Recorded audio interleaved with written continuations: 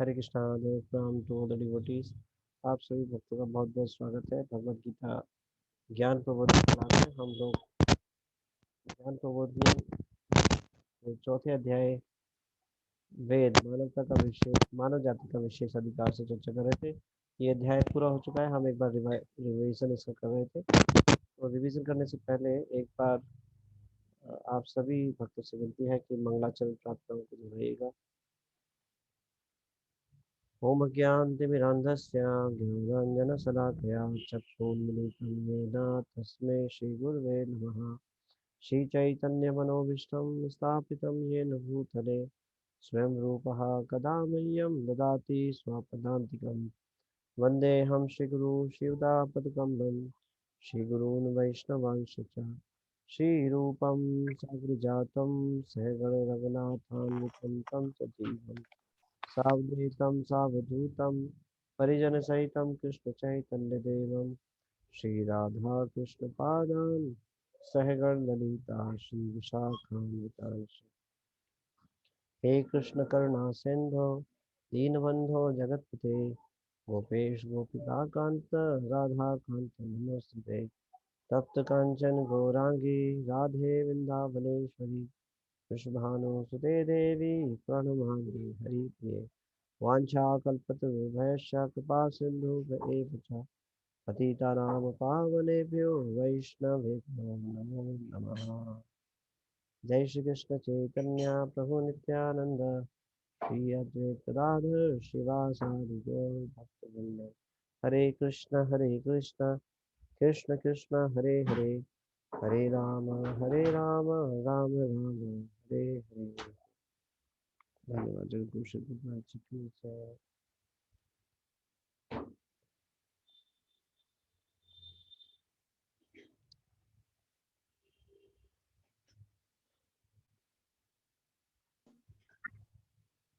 अध्याय 4 वेद मानव जाति का विशेष अधिकार।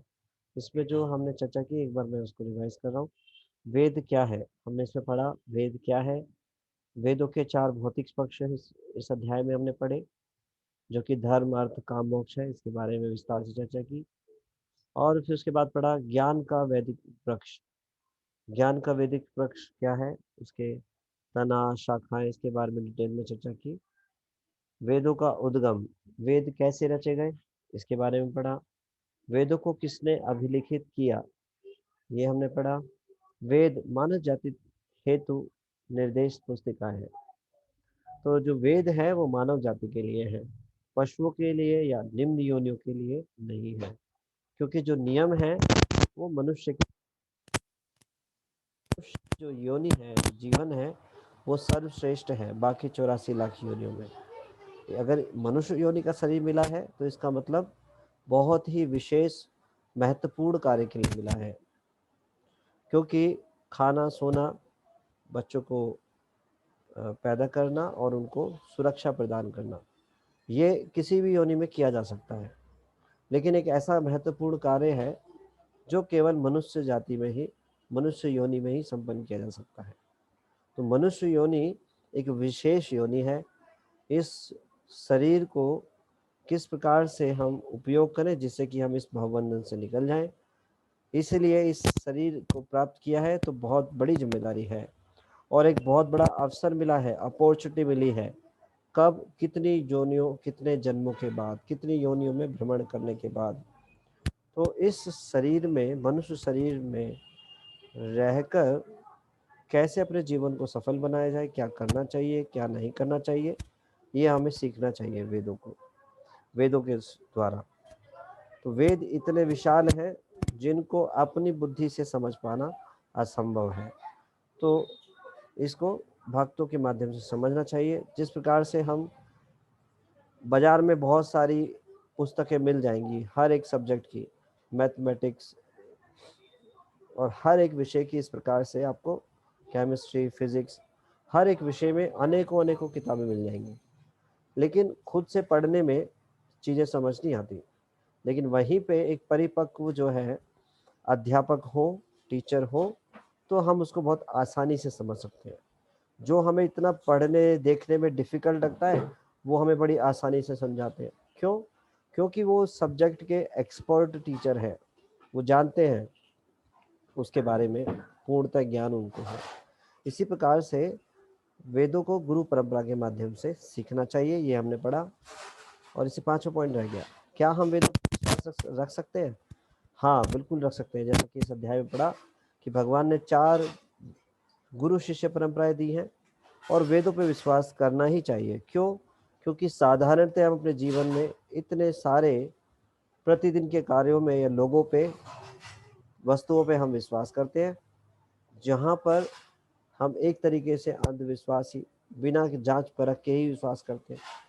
तो वेदों की तो वाणी बिल्कुल सत्य है, कभी भी काल की दृष्टि से परिवर्तित नहीं होती, संशोधित नहीं होती, तो क्यों विश्वास ना किया जाए, जिसमें कि इतने सारे उदाहरण सामने प्रस्तुत किए गए हैं इतिहास से। तो हमें पूर्णतः विश्वास करना चाहिए वेदों पे, और साथ ही साथ हमारे पास कोई ऑप्शन भी नहीं है। वेदों पे विश्वास नहीं करेंगे तो हम कभी भी सुखी नहीं रह सकते।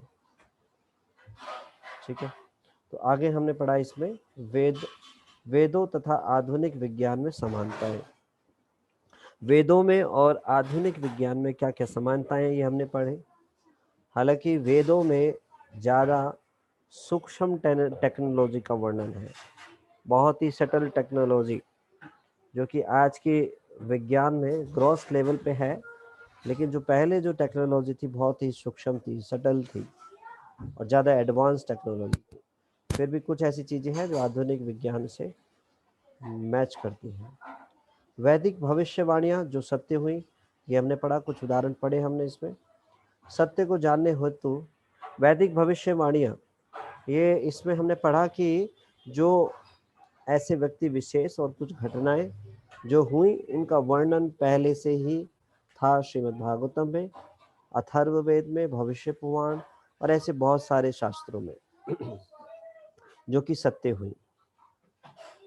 सत्य को जानने हेतु आगमिक और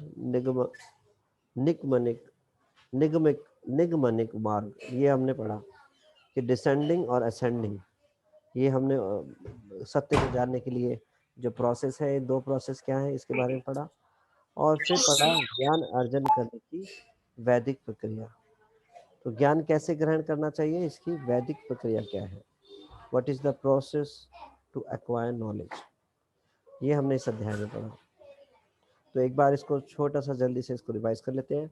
वेद क्या है? वेद के बारे में हमने पढ़ा था कि वेद जो है भगवान की वाणी है, भगवान के श्वास से पकड़ हुए हैं। और वेद जो है, वेद ज्ञान, जिसके द्वारा हम जान सकते हैं कि कैसे हम आत्म साक्षात्कार करें वे, और आत्म साक्षात्कार करें और अपने जीवन को सफल बनाएं, जिसमें वेद के अलग अलग जो अवतरण है उसके बारे में, ऋग्वेद, आयुर्वेद, यजुर्वेद, सामवेद, अथर्ववेद, ये 4 वेद हैं। और फिर महाभारत, पंचतत्व, रामायण, पुराण, इन सब के बारे में डिटेल में पढ़ा। और फिर आगे पढ़ा हमने वेद कर्मों के 3 विभागों से संबंध रखते हैं। कौन से विभाग हैं? कर्म कांड, ज्ञान कांड, उपासना कांड। तो ये 3 विभागों के बारे में एक बार दोबारा बता सकते हैं? आपको क्या स्मरण आ रहा है, क्या पढ़ा था और क्या समझ में आया? आप में से कोई बताना चाहते हैं?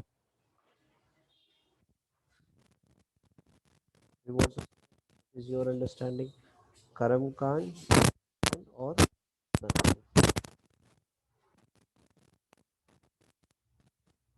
सोनल माता जी। हरे कृष्णा प्रभु जी, दंडवत प्रणाम। हरे कृष्णा माता जी।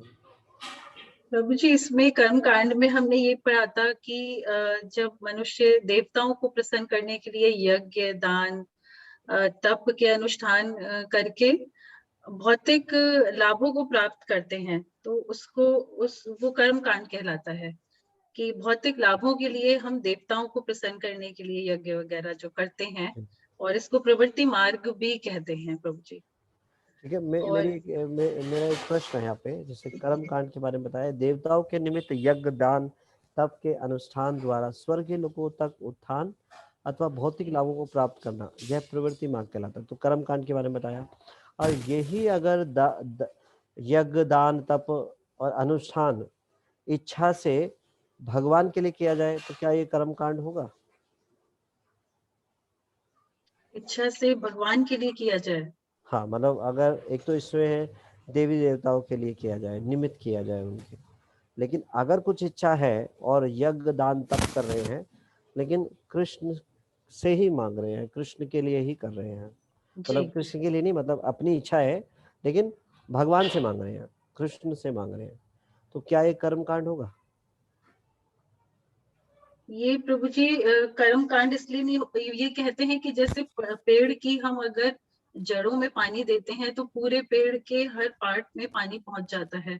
तो ये तो इस तरह हुआ कि हमने भगवान से ही मांगना है जो भी कुछ, और हमने अगर उनको सोच के हम यज्ञ कर रहे हैं तो वो सभी देवी देवता भी प्रसन्न हो रहे हैं जी उससे। तो हम भगवान कृष्ण को अगर पूज रहे हैं तो वो सभी देवी देवता भी अपने आप ही प्रसन्न हो रहे हैं, क्योंकि वो सभी उनके अंतर्गत आते हैं।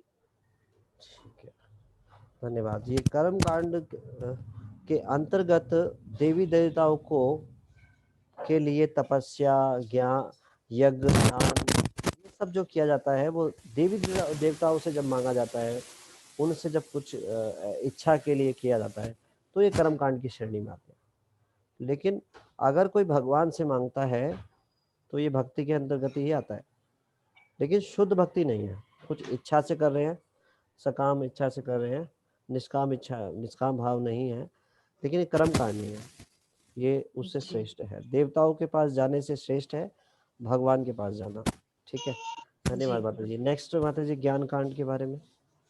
ज्ञान कांड प्रभु जी ये है कि संसारिक जो अलिप्तता होती है उसको कम करने के लिए हम ज्ञान के मार्ग से सत्य को समझना चाहें। जी तो ये संसारिक लिप्त ना होकर ज्ञान के मार्ग से आगे बढ़ें और सत्य को समझें कि भगवान कौन है, और उसी मार्ग पे आगे बढ़ें, तो ये निवृत्ति मार्ग भी कहलाता है। ठीक है, धन्यवाद। और उपासना कांड। उपासना कांड ये है कि हम परमेश्वर की उपासना करके संसार की अलिप्तता को कम करें। Very nice. और इस उपासना कांड में सर्वश्रेष्ठ है भक्ति योग, भगवान जी। कृष्ण की भक्ति करना, ये जी। सर्वश्रेष्ठ है। क्यों? क्योंकि श्रीमद् भागवतम में इसका विशद वर्णन है, और भगवान की भक्ति करना ही वास्तव में जीवन का लक्ष्य है। ये सबसे सर्वश्रेष्ठ है उपासना कांड। उपासना कांड में अलग अलग प्रोसेस हो सकते हैं, लेकिन सर्वश्रेष्ठ क्या है? भक्ति योग, कृष्ण की, भगवान के प्रति भक्ति का भाव। यस, ठीक है माता जी, धन्यवाद, Hare thank you so Krishna much. प्रभु जी, धन्यवाद प्रणाम। और इसके बाद हमने पढ़ा इसमें वेदों के 4 भौतिक पक्ष, धर्म अर्थ काम मोक्ष। तो धर्म अर्थ काम भौतिक पक्ष है और मोक्ष भी भौतिक पक्ष है, जैसा कि कल हमने पढ़ा था। क्यों? क्योंकि मोक्ष में अभी ये चेतना नहीं है कि भगवान की सेवा किया जाए, अभी भी संसार से झंझटों से मुक्त होना है, अभी अपनी इच्छा पूर्ति है। तो यहाँ पे जब तक हम अपनी नित्य में लगे रहेंगे, वहां से आध्यात्मिक जीवन शुरू नहीं होता। जब हम अपनी नित्य को त्याग करके भगवान की प्रसन्नता के लिए कार्य करेंगे, ये वास्तविक आध्यात्मिक जीवन है। तो मोक्ष और मुक्ति को भक्त लोग श्रेष्ठ नहीं मानते। बहुत से अध्यात्मवादी मिल जाएंगे जो मोक्ष और मुक्ति को श्रेष्ठ मानते हैं, लेकिन भक्त तो बिल्कुल इसको नहीं मानते। मोक्ष और मुक्ति तो भक्तों के आगे हाथ जोड़ कर खड़ी रहती है, लेकिन भक्त कभी स्वीकार नहीं करते। भक्त तो केवल एक ही चीज चाहते हैं, भगवान की प्रेममयी सेवा, हमेशा भगवान की सेवा में लगे रहे। आपने शास्त्रों से ऐसे बहुत सारे उदाहरण सुने होंगे कि भक्त केवल भगवान की भक्ति मांगते हैं, सेवा मांगते हैं। तो आप में किसी को ऐसा कोई उदाहरण है याद आ रहा है कि शास्त्रों से जो केवल भगवान की सेवा मांग रहे हैं? X note. Please raise your hand, कोई स्मरण आ रहा हो। भगवान से मिले, भगवान ने बोला वरदान मांगिए, तो भगवान क्या बोल रहे हैं? मुझे तो आपकी निरंतर सेवा चाहिए। एक उदाहरण तो हमने कल ही सुना था, हरे कल भी कृष्ण। चर्चा की थी। यस सोनल माता जी। हरे कृष्णा प्रभु जी। हाँ प्रभु जी, हमने हनुमान जी के बारे में आपने कल बताया था हाँ जी। यस कि भगवान राम जी जी जी। उन्होंने जो वरदान मांगा तो वो बोले कि जब मैं आपका दास हूँ और आप मेरे प्रभु हैं, अगर मेरा अस्तित्व ही खत्म हो जाएगा हाँ तो मैं कुछ भी नहीं हूँ। हाँ जी। मेरा तो यही स्वरूप है जी। Hare thank you so Krishna. Much माता जी। तो हनुमान जी मांग रहे हैं, हे प्रभु, हे कृष्ण, हे राम, हे भगवान, मुझे तो आपकी निरंतर सेवा चाहिए और मुझे ऐसी मुक्ति नहीं चाहिए जिसमें मेरा अस्तित्व ही खत्म हो जाए, मैं आपका दास हूँ, ये खत्म ही हो जाए, मुझे नहीं चाहिए ऐसी मुक्ति। आप मेरे स्वामी हैं, मैं आपका दास हूँ, मुझे तो यही भाव चाहिए और आपकी सेवा में मैं निरंतर लगा रहा हूँ। आप देखिए हनुमान जी एक पाँव पे हाथ जोड़ के खड़े रहते हैं। He is ready to serve all the time. तो भक्त का यही भाव है। गरुड़ देव जी भी एक एक हाथ हाथ जोड़ के ऐसे तैयार है, जैसे ही भगवान कहीं जाना होता है बिल्कुल रेडी है। ही is ready all the time, he is serving all the time. तो शास्त्रों में हर एक भक्त की यही अभिलाषा है, शुद्ध भक्ति केवल एक अभिलाषा है, भगवान की सेवा सेवा सेवा और कुछ नहीं। ऐसे ही हमें भी इसकी इम्पोर्टेंस समझना चाहिए। भगवान की सेवा, भगवान की सेवा का मतलब है, सबसे बड़ी सेवा है भगवान का हरि नाम का जो जप है। आप सुनते हैं सुबह जेवीटी में, हमने कई बार बताया है कि जो सबसे सेवाओं में सबसे बड़ी सेवा क्या है, हम सबके लिए हरि नाम जप। और सेवा क्या है, हमारे गुरु की आज्ञा पालन करना, उनके आदेश के अनुसार सेवा करना। और वैष्णवों की सेवा, हमें मौका ढूंढना चाहिए वैष्णवों की सेवा करने की। हाँ, गुरु के आदेश के द्वारा उनकी सेवा करना, और कभी वस्तु सेवा का मौका मिले उसका भी। हर प्रकार से सेवा में एंगेज रहना चाहिए, कभी भी अपने आप को फ्री नहीं छोड़ना चाहिए। जैसे ही समय मिले सेवा में एंगेज हो जाए, अपनी जीवा को एंगेज करें, अपने कानों को एंगेज करें। हर एक समय हम एंगेज होने चाहिए भगवान की सेवा में। ये प्रमाणित भक्त के लक्षण है। कोई चेक करना चाहते हैं अपने आप को कि हम भक्ति में आगे बढ़ रहे हैं नहीं बढ़ रहे हैं, तो हमें ये चेक करना होगा कि हम सेवा से फ्री तो नहीं है, सेवा में एंगेज है ना। ये इनके इन प्रकार हर समय सेवा में लगा होना चाहिए, कोई भी समय ऐसे नहीं जाना चाहिए। ये बहुत इंपॉर्टेंट है, भगवान की सेवा में लगा रहना। तो भक्त कभी भी मुक्ति की इच्छा नहीं करते। आगे हमने पढ़ा वैदिक ज्ञान का ज्ञान का वैदिक वृक्ष। तो वैदिक वृक्ष क्या है, शाखाएं हैं, कर्म कांड, ज्ञान कांड, उपासना कांड। और फूल क्या है, धर्म अर्थ काम। और कच्चे फल उपनिषद व वेदांत सूत्र। परिपक्व फल क्या है, श्रीमद् भागवतम। तो आप जैसे मान लो एक पेड़ है आम का, आम तना है, तने में आम छुपा हुआ है या नहीं छुपा है, आप में से कोई बता सकता है? एक प्रश्न है मेरा। जो तना है, तने में आम छुपा हुआ है या नहीं छुपा हुआ है? मान लो आम का पेड़ है, ग्रो हो रहा है, क्या उसके उस आम के पेड़ में आम है या नहीं? हैंडल कर सकते हैं? क्या समझ आया आपको, क्या विचार है? कोई समझ आता?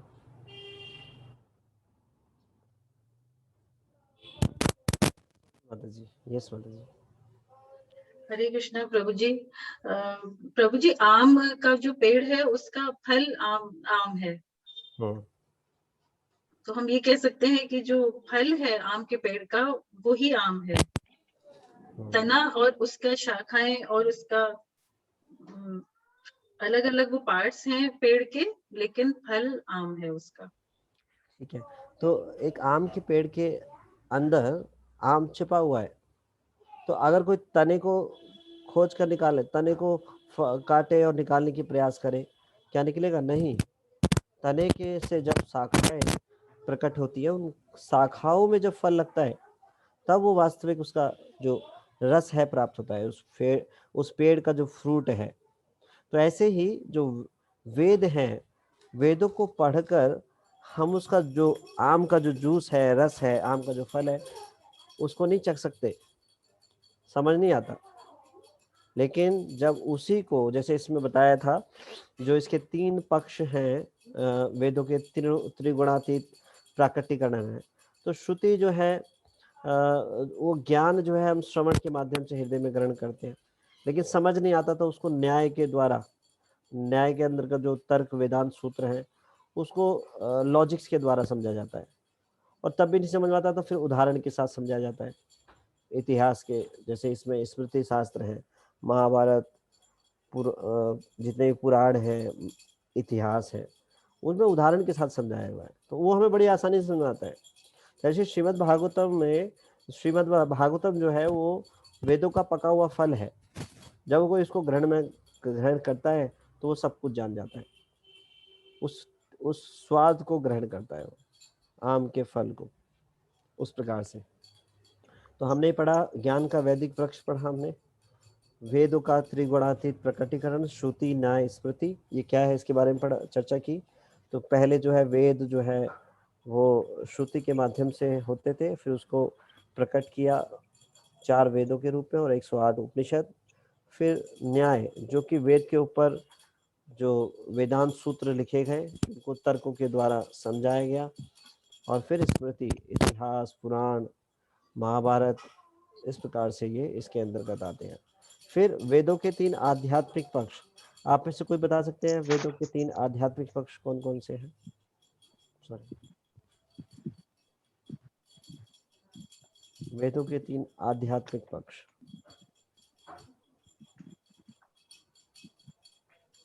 ओनली सोनल माता जी जानते हैं। ठीक है माता जी बताइए। हरे कृष्णा प्रभु जी, दंडवत प्रणाम। हरे कृष्णा माता जी। प्रभु जी, इसमें जो वेदों के 3 आध्यात्मिक पक्ष हैं, ये पहला है संबंध। इसमें ये समझना कि मैं कौन हूँ, भगवान कौन है और भगवान के साथ हमारा क्या संबंध है जी। उसके बाद अभिदेय है, यानी कि इसमें भक्ति में सेवा भगवान की। जब एक बार समझ लिया कि हम कौन है, भगवान कौन है और संबंध हमारा क्या है, उसके बाद उनकी सेवा में लगना, ये अभिदेय है। और प्रयोजन है जीवन का जो परम लक्ष्य है कि भगवत प्रेम की प्राप्ति। जी, हरे कृष्णा प्रभु जी। धन्यवाद, थैंक यू सो मच। तो ये आध्यात्मिक पक्ष है, इसको जैसे माता जी ने बताया, तो जैसे इसको ऐसे ही समझा जा सकता है, संबंध जानना बहुत ही आवश्यक है। जब तक संबंध समझ नहीं आएगा, उस संबंध के अनुसार व्यवहार नहीं कर पाएंगे। अभी तो पहले यही कंफ्यूज है, कभी किसी देवी देवता को पूछने लगते हैं, कोई बताता है चंडी काली की पूजा करो, उसमें लग जाते हैं। कोई बोलता है हनुमान जी की पूजा करो, उसमें लग जाते हैं। कोई बोलता है भैरव बाबा जी की करो, उसमें लग जाते हैं। तरह तरह से हम कितने कितने अलग अलग देवी देवताओं को पसंद करने लगते हैं। अज्ञान होने के कारण, ये ज्ञान ना होने के कारण, संबंध ज्ञान ना होने के कारण। तो ये जब तक संबंध नहीं पता चलेगा तब तक कंफ्यूज रहेंगे। तो सबसे इम्पोर्टेंट है संबंध ज्ञान का होना। मैं कौन हूँ, भगवान कौन है और मेरा उनके साथ संबंध क्या है, ये आता है संबंध ज्ञान की श्रेणी में। इसको ऐसे समझ सकते हैं, मान लो एक विवाहिता है, वो विवाहिता नए घर में आती है, तो सबसे पहले वो उसका संबंध होता है पति के साथ। उस पति के संबंध के कारण बाकी लोगों से भी संबंध होता है। घर में बाकी लोग होते हैं, सास ससुर होते हैं, जैसे देवर होते हैं, और भी इतने सारे परिवार के सब अलग अलग लोग होते हैं। तो उसको ये पता चलता है कि अच्छा ये हैं, ये हैं। फिर उस संबंध के अनुसार उनके साथ आदान प्रदान किया जाता है। तो ऐसे ही जब संबंध ज्ञान पता चल जाता है कि वास्तव में सारे देव देवता की क्या पोजीशन है और सर्वोच्च कौन है, परम भगवान कौन है, तो फिर हम कंफ्यूज नहीं होते, फिर हम उस रिलेशनशिप के अकॉर्डिंग सर्व करते हैं। तो जैसे कि वो व्याहता सबको प्रसन्न करेगी अपनी सेवा के द्वारा, किसी का अपमान नहीं करेगी, लेकिन किसकी पूजा, मतलब एक तरीके से कहना मानना या इंस्ट्रक्शन फॉलो करना, वो पति के साथ, जो पति के बात ही मानेंगी। इसी प्रकार से जो भक्त लोग हैं वो देवी देवताओं का अपमान नहीं करते, उनका पूरा सम्मान करते हैं, लेकिन पूजा नहीं करते, उनकी भक्ति नहीं करते। भक्ति करते हैं भगवान की। क्यों? क्योंकि अब संबंध ज्ञान पता चल गया है। अब तक तो नहीं पता चला था, अब पता चल गया है, इसलिए कोई कंफ्यूजन नहीं है। तो संबंध पता चल गया, अब उस संबंध में करना क्या है, वो अपनी रिस्पॉन्सिबिलिटी क्या है हमारी। हम भगवान के नित्य अंश हैं, भगवान के नित्य दास हैं। हमारा कर्तव्य है भगवान को प्रसन्न करना, सेवाओं के माध्यम से अपने भगवान की सेवा में लगाना। तो ये जो प्रोसेस है, nine process of devotional service, जो श्रवणम, कीर्तनम, स्मरणम, ये सब जो 9 विधियां हैं, इसके द्वारा भगवान की सेवा में जुड़ते हैं। और फिर उसी को 64 अंगों के रूप में एक्सप्लेन किया श्रीमद् भक्ति रसामृत सिंधु में रूप गोस्वामी जी ने। तो ये 64 अंगों का पालन करते हुए हम भक्ति के कार्यों में लगते हैं। और इससे क्या होता है, जैसे कि वो ब्याहता घर में आती है, तो जब वो इस प्रकार से व्यवहार करती है तो पति प्रसन्न हो जाते हैं। हाँ, तो इसी प्रकार से तो कृष्ण प्रसन्न हो जाते हैं, कृष्ण का प्रेम प्राप्त हो जाता है जब हम इस संबंध ज्ञान को जानते हैं और उस संबंध ज्ञान के अनुसार आदान प्रदान करते हैं। ये नहीं कि किसी की भी जाके पूजा करने लगे, कभी किसी की कभी किसी की, ऐसे नहीं। ठीक है, तो ये इसे ऐसे समझा सकते हैं। तो हमने ये पढ़ा वेदों के 3 आध्यात्मिक पक्ष, और फिर आगे हमने पढ़ा वेदों का उद्गम। वेदों का उद्गम किस प्रकार से हुआ? तो भगवान ने जब ये संसार प्रकट किया और जीवात्मा को इसमें भेजा, तो साथ साथ में वेद भी प्रकट किए। इस संसार को कंस्ट्रक्शन किया किन्होंने? ब्रह्मा जी ने। संरचा इसको, तो ब्रह्मा जी को भगवान ने ज्ञान प्रदान किया, भगवान जी को ज्ञान प्रदान किया। लेकिन आगे चलकर कलयुग के जो जीवात्मा हैं वो थोड़ी अल्प आयु बुद्धि के हैं, तो इसलिए उनको लिखित रूप में व्यास देव जी ने उनको प्रकट किया, उन्होंने डिक्टेट किया और गणेश जी ने उसको लिखित रूप में संपन्न किया। तो यहाँ पर मेरा एक प्रश्न है कि हनुमान व्यास देव जी की क्या शर्त थी और गणेश जी की क्या शर्त थी? आप कोई बता सकते हैं? इन वेद शास्त्रों को लिखा गया था, लिपिबद्ध किया गया था, तो गणेश जी को चुना गया, लेकिन गणेश जी की भी कुछ कंडीशन थी और व्यास देव जी की कंडीशन थी। तो मैं हैंड्स डाउन कर रहा हूँ, आई थिंक पहले ही कुछ खड़े हुए हैं, आप प्लीज हैंड रेज कीजिए।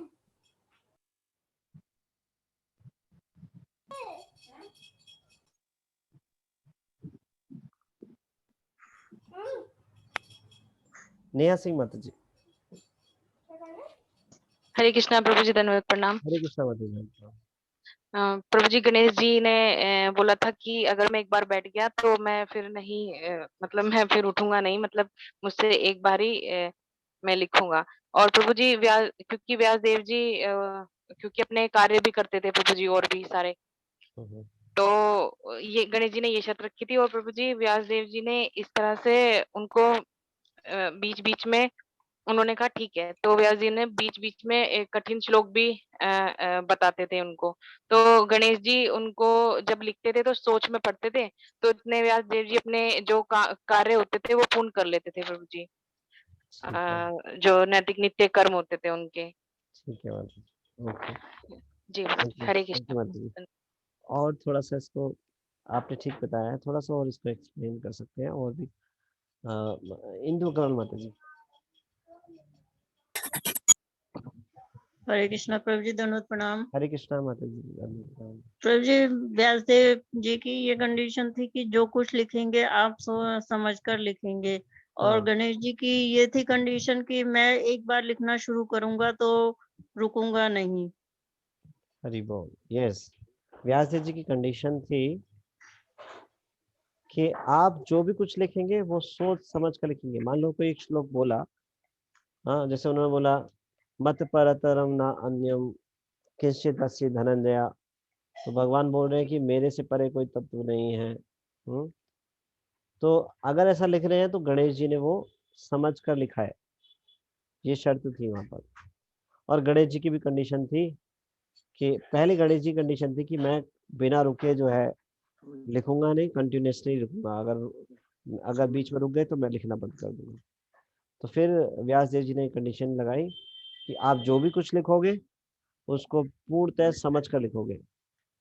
ठीक है, वैसे ही है, जब लिखते थे तो व्यास देव जी कुछ काम होता था तो एक कठिन श्लोक देते थे और उसको वो लिखने में समझ कर तभी लिखते थे। इस प्रकार से होते। Thank you so much. और कुछ ऐड करना चाहते हैं सोनल माता जी?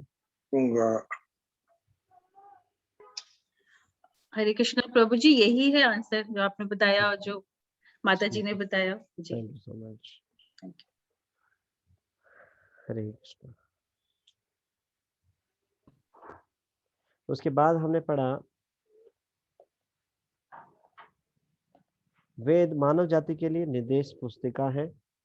जैसे हर एक चीज का, कोई भी आप प्रोडक्ट खरीद के लाते हो, कोई भी मशीन खरीद के लाते हो, मोटरसाइकिल, गाड़ी या कोई भी घर में ऐसा उपकरण, तो उसको यूज करने के लिए यूजर मैनुअल होता है। उसी प्रकार से इस भौतिक संसार में हम हैं और भगवान ने अपॉर्चुनिटी दी है मनुष्य शरीर में कि हम इस जीवन जन्म मृत्यु चक्र से निकल सकते हैं। लेकिन इस शरीर का कैसे उपयोग करना है ये वेदों में बताया गया है। ठीक है, और क्या हम वेदों पर विश्वास रख सकते हैं, इसके बारे में हमने पढ़ा। यस, हमारे पास कोई ऑप्शन नहीं है। क्यों? क्योंकि वेदों की जो बातें हैं वो सर्वमान्य है, अचूक है। जो कुछ बोला गया है वो परम सत्य है, और साथ ही साथ वो समय की कसौटी पर भी कभी संशोधित नहीं होता। ऐसे उदाहरण है इतिहास में बहुत सारे। तो हमें पूर्णतः विश्वास करना चाहिए वेदों पे, ये हमने पढ़ा। और फिर आगे हमने पढ़ा गुरु शिष्य परंपरा के बारे में। 4 गुरु शिष्य परंपरा कौन कौन सी है, उनके प्रोमिनेंट आचार्य कौन से हैं, गुरु शिष्य परंपरा का मतलब क्या होता है। गुरु शिष्य परंपरा का मतलब है जो ज्ञान को एज इट इज आगे बढ़ा दे। सम्मत प्रदायते इति सम्मत, जो सम्मत मतलब सारे ज्ञान को एज इट इज आगे प्रदान करे, वो गुरु शिष्य परंपरा होती है। Unbroken chain of disciple succession. तो इसको कोई समझा सकते हैं, अनब्रोकन चेन का मतलब क्या है, कैसे इसको समझ सकते हैं? आप में से कोई हैंड रेज कीजिएगा।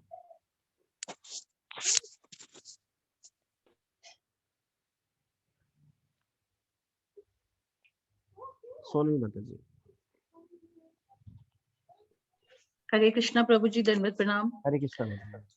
प्रभु जी, ये परम पुरुषोत्तम भगवान कृष्ण ने वेदों का संदेश दिया था, तो उन्होंने श्री लक्ष्मी जी को, ब्रह्मा जी को, रुद्र शिव जी और कुमारों को, जिसमें सनक, सनातन, सनत कुमार और सनंद हैं, उनको दिया था उन्होंने। और कलयुग में इस संदेश को रामानुजाचार्य, जो कि श्री संप्रदाय के आचार्य हुए, माधवाचार्य जो कि ब्रह्मा संप्रदाय के, विष्णु स्वामी रुद्र संप्रदाय के, और निम्बार्क आचार्य कुमार संप्रदाय के मुख्य आचार्य थे।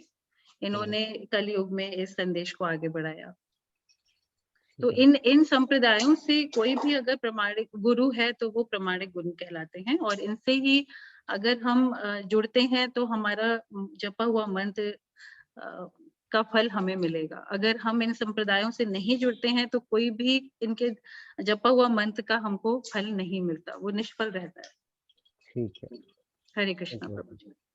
तो ये unbroken chain of disciple succession, गुरु परंपरा का मतलब है, अनब्रोकन चेन मतलब जो गुरु परंपरा है उसमें कहीं भी कड़ी टूटी नहीं होनी चाहिए। जैसे इसको समझ सकते हैं, जैसे हमारी इस्कॉन की परंपरा में श्रील प्रभुपाद जी के गुरु महाराज, उनके गुरु महाराज, उनके गुरु महाराज, सब अपने गुरु महाराज से कनेक्टेड हैं। वो प्रमाणित गुरु से कनेक्टेड हैं, जो अपने गौड़ी वैष्णव से, ऐसे ही वो अपने गुरु से जो कि प्रमाणित गुरु से। तो ऐसे जो अनब्रोकन चेन है, कहीं भी अगर कोई बोलता है कि प्रमाणित गुरु है लेकिन कहीं से भी कनेक्शन कटा हुआ है, हाँ, वो अपने पूर्ववर्ती आचार्य की बातों को एज इट इज नहीं फॉलो करते, उन्होंने कुछ मिश्रण कर दिया और कुछ अलग ही सिद्धांत प्रस्तुत कर दिए, तो वो एज इट इज गुरु शिष्य परंपरा नहीं है। वो अनब्रोकन नहीं है, ब्रोकन चेन है disciple succession. Broken chain, unbroken chain of disciple succession वो होती है जो उस परंपरा के आचार्य या गुरु अपने गुरु के बताए हुए निर्देशों के आदेशों का पालन करते हैं, और उनके गुरु जो अपने अपने गुरु के निर्देशों आदेशों का पालन करते हैं एज इट इज। जैसे फॉर एग्जांपल लेते हैं, चैतन्य महाप्रभु ने दिया हरे कृष्ण महामंत्र, हरे कृष्ण कृष्ण कृष्ण हरे हरे, हरे राम राम राम हरे हरे। तो बीच में ऐसे बहुत सारे अब संप्रदाय हुए जिन्होंने अलग अलग मंत्रों का अलग कोई कोई मंत्र निकाल के उसको उच्चारण करना शुरू कर दिया, अपने आप ही मंत्र बनाए। तो ऐसे बहुत सारे अलग अलग अपसंप्रदाय बन गए। तो वो डिसाइपल सक्सेशन नहीं है, वो ब्रोकन चेन है, उनका कनेक्शन उस परंपरा से टूट गया है। क्यों? क्योंकि उन्होंने अपने विचार मिश्रण कर दिए, इस प्रकार से नहीं। तो जो परंपरा के माध्यम से एज इट इज ज्ञान प्रकट हो रहा है, एज इट इज, बिना किसी मिश्रण के, तो कैसे होगा कि वो आचार्य अपने गुरु का आदेश का पालन करते हैं, वो अपने गुरु का आदेश का पालन करते हैं, तो ऐसे ही आदेश का, एज इट इज आदेश का पालन होगा। तो हमारी परंपरा में, हरे कृष्णा, प्लीज म्यूट कर लीजिएगा। हरे देव अष्टमी माता जी।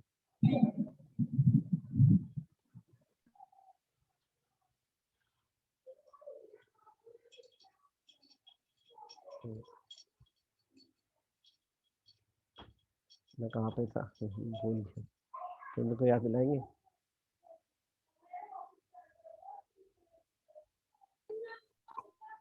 हाँ, हम अनब्रोकन चैन की बात कर रहे थे। तो इस प्रकार से जो है हमारी परंपरा के जो अ, जो चैतन्य महाप्रभु के जो पार्षदों में श्री रूपानु, जो रूप गोस्वामी है, वो अग्रज है। तो हमारे जो परंपरा है उसको रूपानु भी बोलते हैं। तो इस प्रकार से तो हम सब रूपानु जो रूप गोस्वामी के फॉलोवर्स हैं, है ना, श्रील प्रभुपाद जी के फॉलोवर्स हैं। तो ये है unbroken chain of disciple section.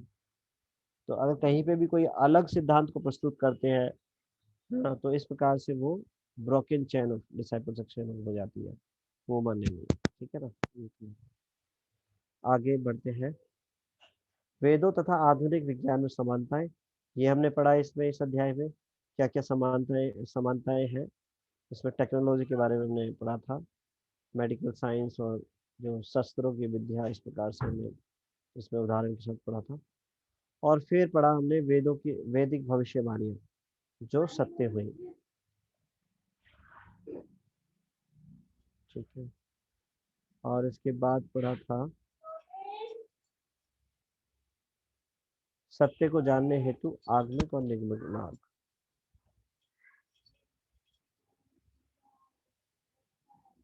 इसके बारे में चर्चा हुई। फिर उसके बाद हमने पढ़ा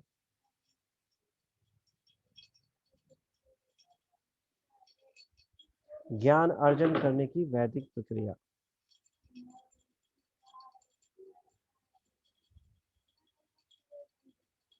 तो इस बारे में हमने पढ़ा था ज्ञान अर्जन करने की वैदिक प्रक्रिया क्या है।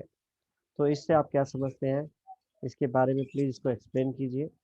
वैदिक जो ज्ञान को अर्जन करने की वैदिक प्रक्रिया क्या है, किस प्रकार से ग्रहण करना चाहिए, और क्या उचित आचरण है, किस प्रकार से हमें श्रवण करना चाहिए, क्या हमारा भाव होना चाहिए, ये सब कुछ बताया गया था। तो प्लीज आप में से कोई एक्सप्लेन कर सकते हैं ज्ञान को अर्जन करने की वैदिक प्रक्रिया क्या है, किस प्रकार से प्रश्न पूछने चाहिए, ये सब इसमें पढ़ा था। तो आप किसी कोई बता सकते हैं, इसको एक्सप्लेन कर सकते हैं?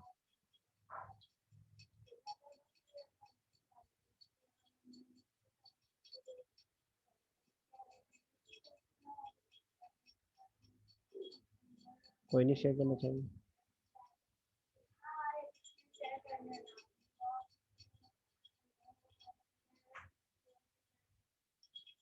ठीक है। ज्ञान अर्जन करने की वैदिक प्रक्रिया है कि ज्ञान को गुरु शिष्य परंपरा के माध्यम से ग्रहण करना चाहिए, हाँ, और भगवान के भक्तों से श्रवण करना चाहिए और उनके पास जिज्ञासा करनी चाहिए। किस प्रकार से? विनीत भाव से, विनीत भाव से जिज्ञासा करना चाहिए, उनकी सेवा करनी चाहिए। तद विधि प्रणिपातेन परिप्रश्नेन सेवया। पहले तो उनको शरणागत होना का प्रणिपात, हाँ, और उनकी सेवा करनी होगी, तब अधिकार मिलेगा विनीत भाव से जिज्ञासा करने का। तो ये सही तरीका है। ठीक है। तो यहाँ पर ये अध्याय समाप्त होता है। वेद मानव जाति का विशेष अधिकार। आप सभी भक्तों का बहुत बहुत धन्यवाद। कोई प्रश्न है इस अध्याय से रिलेटेड तो ले सकते हैं। नहीं तो फिर इसको हम यही एंड करेंगे इस अध्याय की चर्चा को। तो आप में से किसी का कोई प्रश्न है इस अध्याय से संबंधित?